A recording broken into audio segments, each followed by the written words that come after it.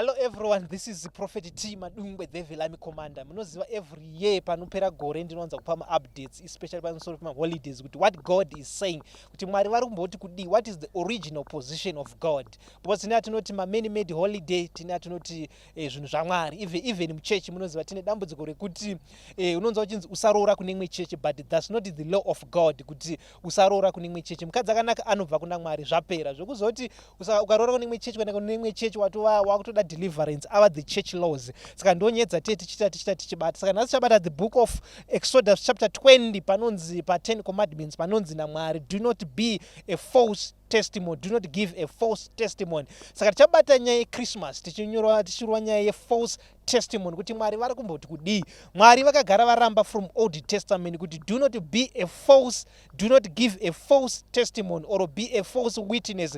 Even the court haitozvidi, even nyika yese kuti uite a false testimony. Bozi ndosaka uchitanga wesa oath kuti unotanga wataura kuti zvandiri kutaura ndizvo chaizvo. Bozi ukataura zvisizvo vakazozviona inonzi imhosva pamberi paMwari. Saka even pamberi pecourt imhosva, even pamberi paMwari imhosva futi zvakare. Saka tikadzokera biblical hatina chinhu chinonzi Xmas, handitika even hatina chinhu chinonzi Easter, hatina maholidays akadaro. Saka Colossians chapter 2 inoti chiregai kuswera muchinetswa nemafestivals. Ainzi mafestivals ndana Passover, zvanani, zvana the tabernacle, zvakawandisa. Saka zvese izvozvo Paul anoti the Colossians chapter 2 hazvisisina basa, angari maholidays akaiswa naMwari, because the new commandments, love God with all your heart and love your neighbor, zvatopera. Saka zvezvimwe zvese zvimaholidays Mwari havani nazvo, Mwari havana basa nazvo. Chavanoda ndechekuti pray without ceasing, ndo zvinodiwa naMwari. Zvimafestivals hazvina basa zvacho zvaitwa kuOld Testament. Mapassover yaiurawa gwai, lembo ikazouya Jesus Christ ndobva yaito abolished. Jesu akabvisa mitemo yese 10 akasiya ye-love. Even zvese mafestivals akabviswa. Saka vanhu vakazoisa maholidays avo ekuda kufara Christmas neEaster, but hazvimo. Isu tine defense yedu ndeyedu yainazvo nezvaMwari. Saka akazvarwa musi 25 iTamuzi mwana waNimrod, Genesis chapter 11. Nimrod anga asingasevhi Mwari, that's why makwana akavaka the Tower of Babel. Aida kunosvika kudenga because aida kubvisa Mwari. Saka the purpose of Babylon payakavaka Old Testament, it was removing good, it was removing God. So that was the purpose of Babylon, the Nimrod Tower. And saka that time avana kuda kumbobva pa that system, na nasi they are trying kuti vabvise futi Mwari. Saka vakabva vatu, saka maholidays iya indakazobhorwa nema nations ari kutonga pano, because pane yatinoti a super nation inotonga, iko zvoti tine America ndo iri kutonga. Mukatasa ine mitemo yayo yairi kuisa, nditika yema rights, even mukatasa ma rights ava kwese iko zvino mukazi nemurume vakainzana, it's a super power America yakakwanisa kuita that law. Anditika saka nyika dzese dziri kuita into that. Saka pakarongwa Easter yaitonga is the Rome Empire. Anditika iko zvina isiri iri kutonga it's America ndo the super power iripo, but asoda zvonya kubata into that details kuti zviri kuno zvinozofamba sei. Saka the Rome Empire payanga ichitonga ina Constantine, anditika Emperor Constantine ndo vakanotora maholidays ekuBabylon aya yemusi 25 ya mwana waNimrod ainzi Tamuzi ndiye akazvarwa musi 25. Then paEaster ndo pakazvarwa ainzi Ishita mwana mukadzi waNimrod, saka ndiye akazvarwa, ndiye ane holiday iya. Saka ndo akangonotorwa. Then kuti church ichipinda ndobva yazonzi mass, kuti Christ mass, that's yakanzi Christmas, ndobva zvasanganiswa kuti vafare. But Mwari havafari nazvo because you are being a false testimony, uri kupa a false testimony, because Mwari vari kuti inini handinamboti itai Christmas, handinamboti itai zvakati nezvakati. Saka kana Mwari vachidaro vari kuti uri kupa inonzi false testimony. Saka vanhu vese vari kucelebrate Christmas muri kujudgwa under the sin yekuti maita a false testimony, because muri kuti Jesu akazvarwa musi 25 musi wasina kuzvarwa, which means Mwari vakuti maita a false testimony. Handiti koti ukanzi pakati ukati hana kuba ndakatozvona kuti hana kuba ndandinaye, then zvozowanika kuti wambanga musiri mese, unosungirei kuti wapa a false testimony. Saka Mwari musi 25 vari ngoti munhu wese ari kucelebrate Christmas ari kunzi wapa false testimony yekuti uri kuti Jesu akazvarwa musi 25, akakuudza kuti akazvarwa musi 25 ndiani, whether by ignorance. Pane vanhu vanoti alright, zvakafanana Cain, the law came with Moses, that was the Exodus time, the Exodus. Genesis haina kuita the law, mutemo wanga asati wavapo, but Cain akauraya Abel, akanzi wauraya akajajwa nemhosva, mutemo usati wauya. Saka even chero pasina mutemo chero kati handizvizivi, ignorance futi it's a sin before God. Handitika saka kana usati ukacelebrate something usingaziti chinoreverei, unojajwa futi neinonzi ignorance, because munhu anoti ndaisaziva ignorance. Saka munhu wese unojajwa either ignorance by the false testimony. So ndo zvinhu tu uchajajwa nazvo. Kana usingazivi the truth about Christmas, even Easter, handitika Mwari vanokujaja inonzi ignorance yakaitwa Cain and Abel, handitika akajaja inonzi ignorance because papasina mutemo. The zodiac, the nature ndo yaivepo, so the nature ine zvainotaura, handitika saka munhu wese unotongwa. Saka vanhu vese vari kuzocelebrata Christmas musi wa 25 2023 muri kujajwa zvisingaiti naMwari, but muchajajwa inonzi false testimony. Muri kupupura zvisizvo, kuti muri kupupura kuti aiwa Jesu akazvarwa, tiri kuzvitira Jesu akazvarwa musi wa 23. Mwari vodzoka voti handina munhu wandakambotaurira dhete rekuti Jesu akazvarwa rini, saka makazviwana kupi? Ndo panonzi ndasamchona Mambo Dhiterera akaimba imwe song inonzi yanoti Manuel dare guru yenzi munozotengeserwa zvakati hamuverengo Bible hamuzoti zvakati, because that's the problem yekuti hauverengi chinhu chauri kuita. Even mukatarisa paBeria vaitanga vachiti Paul a great apostle aparidza, vaidzokera vovhura magwaro kuti ndizvo here zvataurwa naApostle Paul. Then Apostle Paul kana vasirizvo vataura zviri zvisiri in line with the Bible, voti zvawataura Paul hazvina kubva in Bible. Saka vanhu pamuri kudzicelebrate Easter kana kuti Christmas nechechi yenyu, munofanira kuti handei mubhaibheri timboona kuti ndepapi pakanzi ticelebrate, ndepapi pakanyorwa kuti Jesu akazvarwa musi wa 25. Kana zvisipo moti no, handitika because Paul aita akaparidza, pane vanhu vaiziva shoko vaisvika voti aiwa Paul zvauparidza hazvimo mubhaibheri. And especially mukatarisa Bible zvinhu zvoti vaishandisa Old Testament, New Testament yanga isati yanyorwa, but vaitarisa kuti zviri kuenderana here, mitemo iri kutaurwa naMozisi zviri kuenderana nezvakataurwa naJesu, because zvanga zviripo, it was recorded even the Old Testament zvanga zviripo, zvikaita tadza kuita in line vaitadza kuteererapo a great apostle. Saka nowadays vanhu havateereri, vanhu vanongoti chauya takutocelebrate. Saka ameno henyu celebrate, but Mwari vari kuti muri false witnesses, handitika imhosva hombe kwa a false witness before God, because Mwari vachakabvunza pajudgment kuti alright wakazviwana kupi zvokukelebrata Christmas, woti ndakaparidzwa namufundisi, konzi aiwa haundiudzi, because Mwari havana basa nazvo, woti wakaudzwa naprofeti wako, wakaudzwa namufundisi wako, hazvina basa. Mwari vanosvika voti wakaudzwa nani, woti ndakaudzwa namufundisi wako, konzi aiwa inini, because Mwari pajudgment vanongoshandisa kuti ndakaudzwa by the Bible, because that's why muchiona vafundisi vanoti muprofita aiti thus says the Lord, kuri zvataurwa naMwari, because Mwari vachateerera chinhu chavakataura kuti shoko rangu, Mwari vakati shoko rangu. Saka mufundisi akabuda in line with this, Mwari havazviteereri, because vanoti hazvimo mushoko mangu, iwe wakazviwana kupi? Because mufundisi akakuparidzira anofanirwa kukuudza kuti izvi zviri pakati nezvakati nezvakati nezvakati. Vanhu vanonza kuti alright, kwemiprofeti Madungwe zvamunoenda kudenga toda kuzviziva kuti zvirimo here muBible. Let us go to the book of 2 Corinthians chapter 12, handitika Paul anoti I was caught 14 years ago in heaven, zvirimo, I'm doing in line with God, handitika ndikatanga kuenda kudenga ndipasina kamboendawo muBhayibheri kudenga, hakusisina zvinhu zvakadaro. Ndakuvhurirai the verse Paul achiti I was caught in heaven 14 years ago, achitaura his experience yekuti alright makaona Mwari prophet zviri kupi.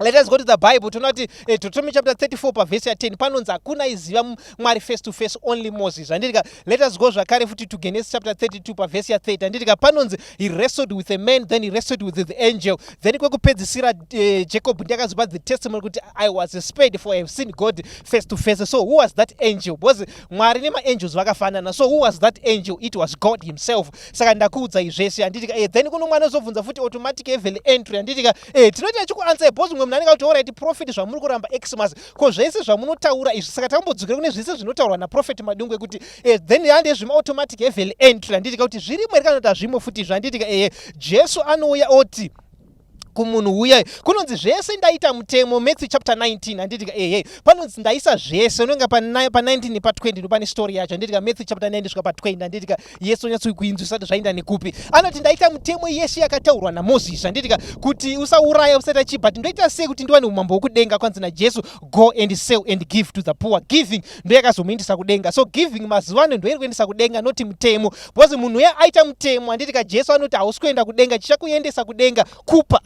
That's why Prophet Madungwe akati pai mota nedzimba nemastand, so that muende kudenga, noti kuti muchaita mutemo yaMozisi ichakuendesa kudenga. Because akati ndoita sei kuti ndinde, saka ndakupai the verse. Saka hapana chiri kuitwa naProfet Madungwe chisipo. Handitika then handei automatic level entry kuti munhu akafa anonzi api automatic level entry. Jesu anoti kuna Matthew chapter ichinopera Matthew, handitika unoka 27:28. Handitika pa cross pai anoti kumbavha nhasi ndinenge ndinewo kuparadise, akaipa inonzi automatic level entry. Saka chese chandiri kuita inini it's not a new thing, because ndikati a new thing kurova kuti because zvofanira kuita zviri in line sezvainzi naPaul aita akaparidza zvoneka kuti zvirimo muBible. Saka zvese zvandiri kuita zvirimo in Bible, then imi mukamuri chiti Christmas iriko chitivhurirewo vhesi inotibvunza hatizozonzi aiwa tiri ngoitira Jesu saka tinoda pakanzi itai Christmas, Jesu akazvarwa musi wa 25. Sezvandataura kuti Po akaona Mwari, sezvo ndataura ndikati Jacob akaona Mwari, ndakupa the verse achiti ndakaona Mwari, I was spared. Genesis chapter 32 verse 30. Anditika po achinda kudenga 2 Corinthians chapter 12 anditika I was caught in heaven 14 years ago. Izvo zviripo. Saka tuna bose zvese zvova zviri back up by the Bible zvaunoita bose zvikaita zvinyuwana. Anditika atina Christmas muBible kubva kuna Revelation kusvika kuna Genesis. Pese ipapo hapana. Saka it's unbiblical. Saka muri kuita false witness. Anditi saka ukaita the false witness Mwari havafari. Saka vanhu siyana nenyedzi maChristmas anditika.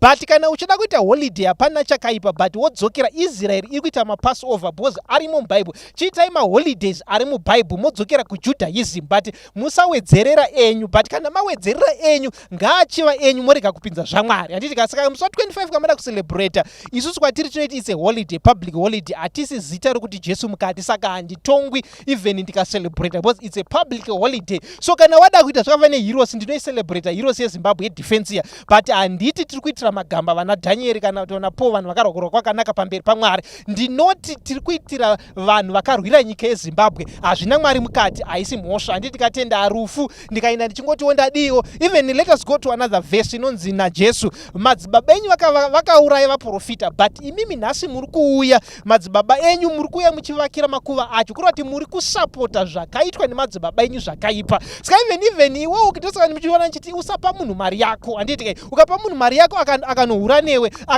akanohura nemari yacho, Mwari vanoti wasapota sini yacho. Handiti saka iwe nepauri kuti Jesu akazvarwa musi wa25 ipo pai ngaticelebrate vanhu vachahura vese musi wa25. Handiti uri kutojajwa futi neiyo yekuti wasapota chivi. Uri kunzi alright, uri kuti Jesu akazvarwa pa vanhu vari kuzohura, saka newe unobva wajajwa futi yekuti wasapota because vari kunzi muri kuvaka makuva muri kuti sapota zvakaitwa nemadzibaba enyu kuti vakauraya vaprofita. Saka muri kuti zviri good zvakaitwa nemadzibaba enyu, saka muri kutovaka makuva muri kufa. Kurati uri kuwedzera kuvaka guva remunhu akaurawa nemadzibaba enyu vaprofita, muri kutosapota. Saka Mwari vari kuti pese pari ukapa munhu mari akanohura nemari iyoyo newe watosapota sini yacho. Saka be careful panyaya dzacho dzegiving. Zasai muchiona pakanzi panyaya automatic heaven entry hauna munhu waunopa, unopa prophet Madungwe chete, mota yacho nechi because ndiye munhu akapiwa the scheme yacho. Because ukapa umwe mufundisi anobva anohura nayo. Handitika ahura nayo mota yacho newe wakutonzi wakatohurawo ipapo. Saka zvimwe zvivi zvamuchandotumwa nazvo kudenga hazvisi zvenyu, ndezvevamwe. Zvakava nezvivi zvepaChristmas zvichakombailewa zvaitwa kombailed kubva kwanzi aiwa vanhu vese vakatadza newe wakasapota kuti kune Christmas newe imhosva. Saka unoripinda seidenga. Nditika saka ndo zvandiri kutaura kuti abstain pane zvinhu zvausingazivi. Kana usingazivi gara wabuda zvakaita navhale futi zviya. Mwari havanamboisa kuti ita vhale. Handitika Mwari vanokudata bhozi chese chaunoita tanga wabvunza kuti vhale yaitirwa another a prostitute wo zvake. Pane munhu aiti urei zvake kuna naAmerika iko kaita zvaita, then adaro ndiye akabudisa chinhu chainzi vhale, then vanhu ndozvazocelebrata death yake, but zvanga zviri zvechihure. Saka pari kuti ndinotengera mukadzi wangu zvevhale, vari kuti alright uri kusapota yako zvevhale zvechihure. Aiwa hatati vane vachirekodha sin rate yacho. Handitika saka zvinhu usatanga waita usati wava neknowledge kuti zviri kumbofamba sei, vanhu zviri kufamba sei, zvakabva nekupi zvienda kupi.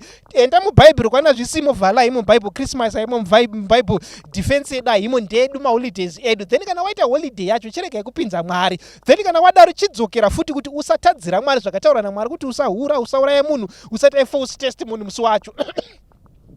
So sezvandataura inini kuti musi wa25 isusu tinenge risi public holiday. Handitika but tabuda pekuti one hatinati a false testimony kuti hatisi kuti Jesu akazvarwa musi wa25 saka haticelebrate, it's a public holiday. But chandichaita musi wa25 ndodzokera muBhaibheri ndoona kuti alright ndakanzi ndisauraya, ndakanzi ndisafeva, ndorega kufeva, ndorega kuuraya, ndorega kupa a false testimony. Ndadaro ndava free, handina kutadzira Mwari, ndapedza dairy day racho ndinobva ndatopedza. Saka ndo zviri kureva chinhu chinonzi Christmas. Saka vanhu let us be careful nezvinhu zvatinoita kuti zviri kubva papi zvichienda papi, because my people they lack knowledge so they perish. So vanhu vari kuperisha because they lack knowledge, havazivi kuti zviri kuenda nekupi. Machechi enyu hambokuparidziri because Christmas mufundisi ari kuda mari, saka ndoti ngatiite Christmas Jesu akazvarwa so that mari dzizare mumwe dzavo. Inokudzidzisei kuti hakuna Christmas. Kana uda kundipa present ndipe as a public holiday kuti aiwa munhu waMwari iholiday ingoti takagara tiri pamba oi $20 mumwe drink zvenyu muri pamba, but usandipa uchiti ndiye Christmas. Aiwa iti idrink kana kuti it's just a gift yekuti tiri pa holiday, not holiday yaJesu. Ukangoti holiday yaJesu wava kutondikupisisawo, unondikuvadzisa. Mabhosi wangu havadi zvisina basa rese.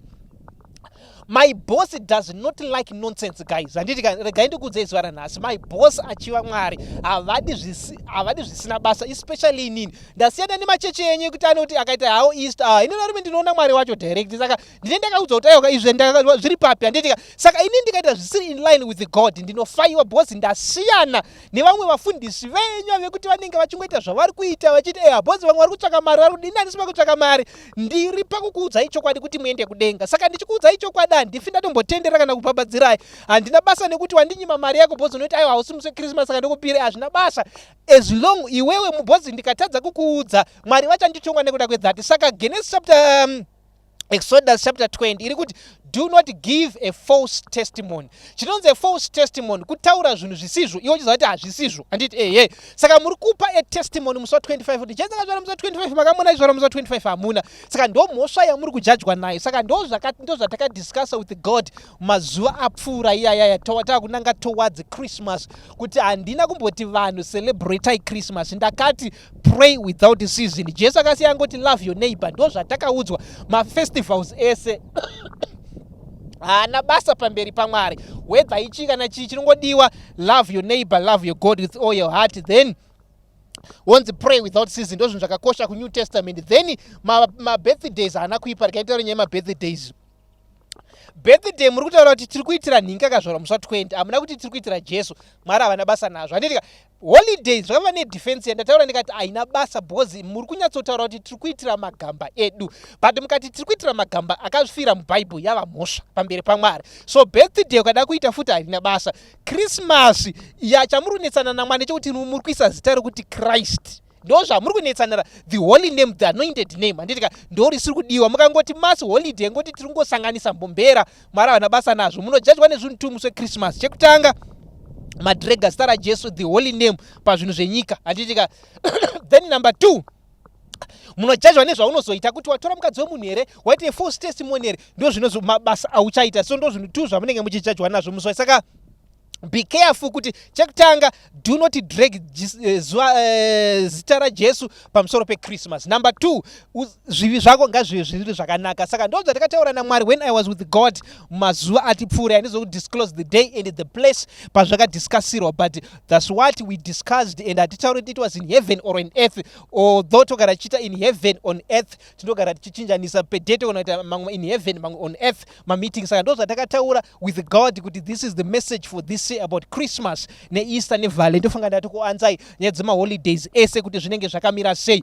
Then vanhu musafollowa mafake accounts anenge achikudzai zvisizvo paTwitter. Handishandisi Prophet Madungwe, ndakatorisiya. Indaimboshandisa real Prophet Madungwe, ndakushandisa inonzi Madungwe TV. Zvinhu zvangu zvese zvangoshandisa Madungwe TV. Facebook page chete ndo inoshandisa Prophet Madungwe Church page, because yanga iri old yakagara iripo, but mamwe ese ava Madungwe TV. Twitter Madungwe TV, TikTok Madungwe TV, Instagram Madungwe TV, YouTube Madungwe TV, pa WhatsApp TV zvakare. Pa WhatsApp it's Madungwe TV. Pa church line ndo yamunoverify kana maona chinhu chisipo, because vanhu vari kusora chinyepero chinzi Man City nechiko imwe yakapiwa dragonzi let us betting and profit bora. iTwitter iri kunyora zvisizvo kuti kwanzi Prophet Madungwe waprofita ngatite pa betting handijoini zvebhora handijoini zvechi. Saka iro munouya pa church line monyatso verify kuti ndiyo here. Kana uri kunze kwenyika unoisa +263 pa 0762311156. Mwari achita zvakanaka. Saka ndo maaccounts angu andiri kushandisa chaiwo ekuti musafuka. Kana uchida Bible ipapo tinodzidzisa, kana uchida chi then ma one on one guys munobhuka.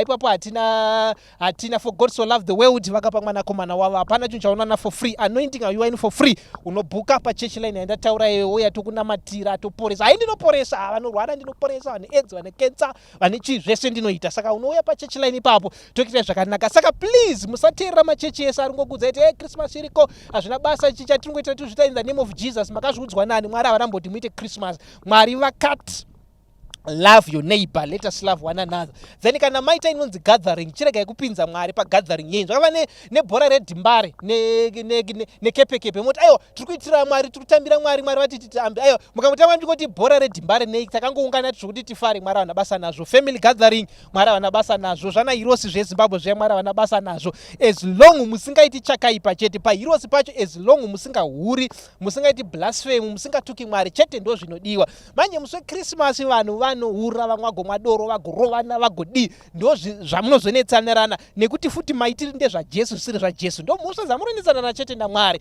So ndo zvakataura naMwari gore rino kuti do not be a false testimony, do not give a false testimony, or do not be a false witness. Hazvisi kutodiwa pamberi paMwari. Saka Christmas it's unbiblical, hazvimo mubhaibheri. Iholiday dzevanhu varikuda kutadzira Mwari wavo. Saka usapinda mukutadzira Mwari nezvinhu zvakadaro. Mwari vachitira zvakanaka. Thank you all.